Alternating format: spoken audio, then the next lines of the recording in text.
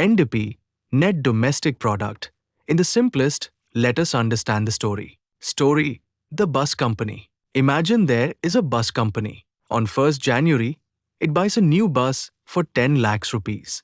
During the year, the bus earns 15 lakhs rupees by carrying passengers. So, has the economy produced 15 lakhs rupees? Yes, this is part of GDP. But wait, after 1 year, tires wear out, engine becomes older, seats get damaged, paint fades. The bus is less valuable now. Suppose its value decreases by 1 lakh rupees. This loss is called depreciation, consumption of fixed capital. Now think like a businessman. You earned 15 lakhs rupees, but your bus lost 1 lakh rupees in value. So your real gain is 15 lakhs rupee minus 1 lakh rupees is equal to 14 lakhs rupees. This is called Net Domestic Product, NDP. Formula: NDP is equal to GDP minus depreciation. Why subtract depreciation? Imagine you have salary is equal to 50,000 rupees, but your laptop breaks and you spend 10,000 rupees to repair or replace it.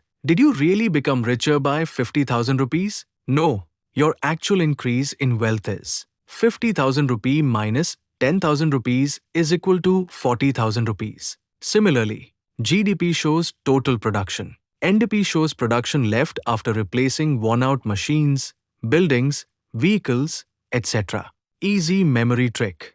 GDP is equal to gross is equal to before removing wear and tear. NDP is equal to net is equal to after removing wear and tear. Example: a factory produces goods worth 500 crore rupees in 1 year.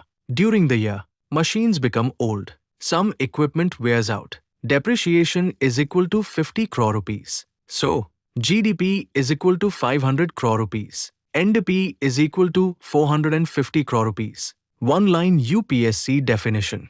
GDP measures total production, while NDP measures the production remaining after accounting for depreciation, wear and tear of fixed assets. This is why economists often say NDP gives a better picture of the economy's sustainable income, because it recognizes that some production merely replaces worn-out capital rather than adding new wealth.